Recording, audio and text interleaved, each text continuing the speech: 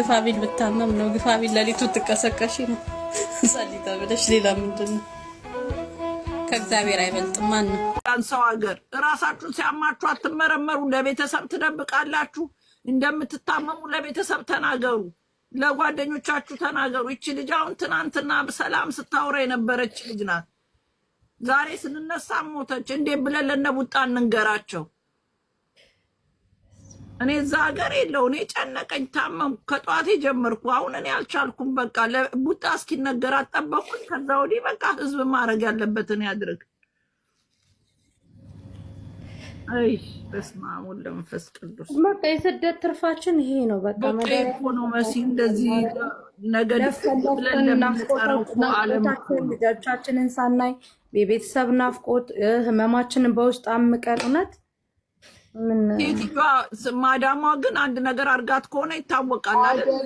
እንደዚህ አይነት ነገር ሮምዬ ከምርመራው በኋላ መረጃው ይወጣል። ግን የለም አንድ ነገር የለም። እኔ አይቻታለሁ ልጅቷን።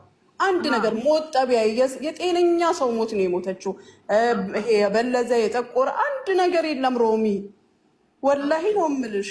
ሞተች የሚሉት ሀገሯ ልትገባ ብላ ሮሚ አሁን እነሱ ተስፍሽ ይምጣና ለአንድ ሰው ውክልና ይሰጥና አንድ ሰው ነው ኤምባሲ ፕሮሰሱን የሚጨርሰው። ቢኮዝ አንድ ሰው ግዴታ ያስፈልጋል።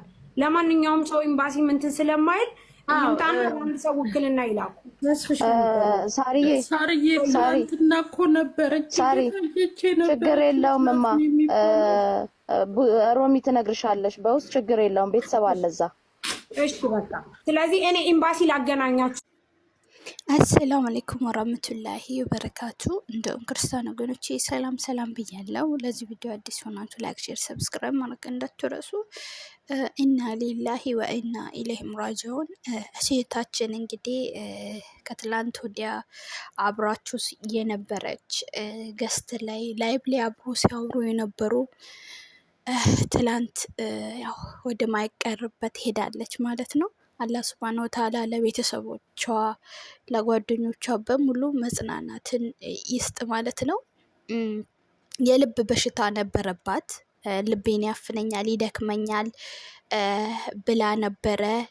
ወደ ሀገር ደግሞ ለመግባት ሁሉንም ነገር አሰነዳርታ ልብሷንም በቃ ሁሉንም ነገር አስተናዳርታ ወደ ሀገር ልትገባ ስትል የምህረት አዋጁ ኢቃማ አሰሩት ይባላል። ዱባይ ላይ ነው እና በምህረት አዋጁ ቆይ ለምን ትገቢያለሽ? ኢትዮጵያ እኮ ገና ምኑም አልተረጋጋም እና ለምን ትገቢያለሽ? የምህረት አዋጁ እስከ መንግስት እስከፈቀደ አንቺም የምህረት አዋጁን ተከትለሽ ኢቃማ አሰሪና አገር የምትገቢ ከሆነም አገር ገብተሽ ኢቃማሽን ይዘሽ ሄደሽ አገር የሚመችሽ ከሆነ እዛው ትቀመጫለሽ፣ ማይመችሽ ከሆነ ደግሞ ተመልሰሽ ትመጫለሽ ብሎ ይመክሯታል። ከዛን እሷም በቃ ለምን አልሞክርም ትልና ወደ ሀገር ለመግባት ያዘገጃጀችውን እቃ ሁሉ ታስቀምጥላችሁና መዳም ቤት ትገባለች እቃዋን ለማሰራት ማለት ነው።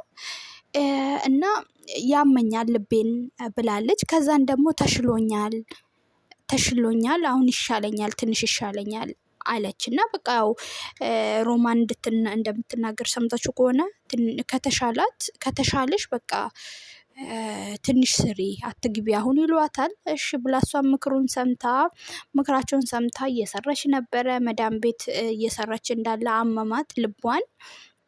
ወደ ሐኪም ቤት ይዟት እየሄዱ ህይወቷ አልፈዋል ማለት ነው። እንግዲህ በራሷ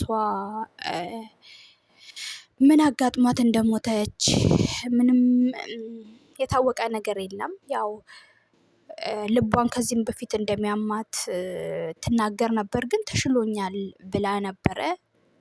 ይሄ በዚህን ሳምንት ደግሞ ወይ ደግሞ ተመልሶ ያመማት እንደሆነ ምንም የተናገረችን ነገር የለም። አሁን ሮማን ስትናገር ሰምታችሁ ከሆነ ወይስ ከመዳሟ ምናምን ስትል አንዷ ደግሞ አይ እኔ አቻታለሁ ምንም ነገር ጭረት ምንም አይነት ነገር ጉዳት የለባትም እና ያው በህመም ማንም ሰው ትክክለኛ ሰው እንደሚሞት አሟሟት ነው የሞተችው።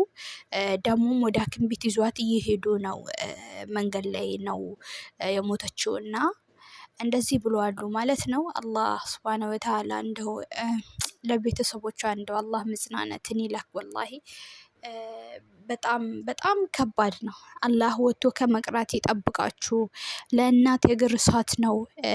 ወደ ሀገር እመለሳለሁ ብላችሁ ሳትመለሱ እንደዚህ መንገድ ላይ መቅረት፣ ለፍታችሁ የለፋችሁበትን እንኳን ሳትቀምሱ የለፋችሁበትን እንኳን እፎ ብላችሁ ሳታርፉ በሰው ሀገር መቅረት ምንኛ ያልታደለንን ግን እኛ ወላሂ በጣም ከባድ ነው። ግን አላህ ሁሉንም ነገር የፈቀደውን ሆነ። እሱ የፈለገውን ነው የሆነው። ግን በናፍቆት እዚህ ጋር ተንገብግባችሁ እናት አባታችሁን ሳታዩ ቤተሰብ ሳታዩ እያመማችሁ ከሆነ እውነት ሁሉም ነገር ይቅር በቃ ወደ ሀገር ወይስ መግባት ነው? እቺ ልጅ ቆይ ገና ለገና ይተወኛል ምን ይለኛል እያለች በቃ እኛ ስንታመም ራሳችን ቴከር አናረግም።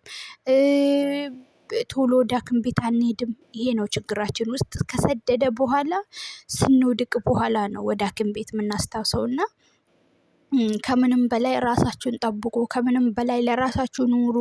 እውነት ከራስ በላይ ነፋስ ማለት ነው። ምንም ነገር የሰማችሁ ወደ ሐኪም ቤት አረቦቹ እኮ ለራስ ምታት እኮ ነው ሐኪም ቤት የሚሄዱ። እኛ ንሳ አሞናል ስል ወይ ፐነዶል የከዳማ መድኃኒት ሲጀምር ለምንም ፐነዶል ነው የሚሰጧችሁ። እና ራሳችሁን የምር አልተሻላችሁም። እነሱ እኮ ሲሰሩ ነው የሚወዷችሁ። ስትታመሙ ግን ማንም ዞር ብሎ አያችሁም። እና ወላሂ በጣም ከባድ ነው። ኢማጂን እንደው እናት ስትሆኑ የስሜት የሚገባችሁ እናት ልጅሽ በስደት ሞተች ሳታርፍ እንደተንከራተተች ሲባል ያለው ስሜት በጣም ከባድ ነው። በጣም ከባድ ነው። ኢማጂን ለፍታችሁ አንድ ቀን ሁሌም አንድ አይነት ስራ፣ ሁሌም መጥረጊያ፣ ሁሌም መክተፊያ ይዛችሁ እንደለፋችሁ መቼስ ከ10 ዓመት በታች እዚህ አረብ ሀገር የሚኖር አለ። ነገ ዛሬ እገባለሁ እያለ ማለት ነው። በቃ የሰራችሁበትን የገዛችሁትን ልብስ ራሱ ሳትለብሱ እንደዚህ በመንገድ ላይ የምትቀሩት። ለዚህ ለራሳችሁ ኑሩ፣ ብልጡኑ። ካመማችሁ ወደ ሐኪም ቤት ሂዱ። ካመማችሁ እምቢ ብሎ ካመማችሁ ወደ ሀገር ግቡ። እቺ ግን እያመማት ነው ወደ ሀገር እገባለሁ ብላም ተዘጋጅታ ነበረ።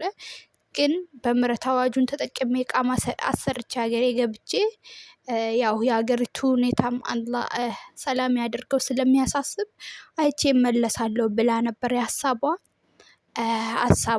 ውጥና ሳይሳካ እሷም በመንገድ ላይ ቀርታለች ማለት ነው። አላህ ወጥቶ ከመቅረት ይጠብቃችሁ። ወላሂ አላህ ከድንገተኛ አደጋ ይጠብቃችሁ። በአሁን ሰዓት እኮ እውነት ታማችሁ እዚህ ጋ ነው ያመመኝ እዛ ጋ ነው ያመመኝ ብላችሁ ታማችሁ መሞት እኮ ምንኛ መታደል ነው ወላሂ። ግን እንደዚህ ሳትታመሙ በቃ የሆነ ራሴን እያላችሁ ሳታርፉ እንኳን ተኝታችሁ ራሳችሁን ሳታስታሙ በአንድ ቀን ክው የምትሉት ነገር አላህ ጽናቱን ይስጣችሁ ለቤተሰቦቿ። ከባድ ነው፣ ስሜቱ ከባድ ነው ወላሂ። ስደት ላይ ያለው የስደትን ቁስል የሚረዳ ስደተኛ ብቻ ነው። በጣም ከባድ ነው። እየናፈቃችሁ መንገድ ላይ መቅረት በጣም ያማል።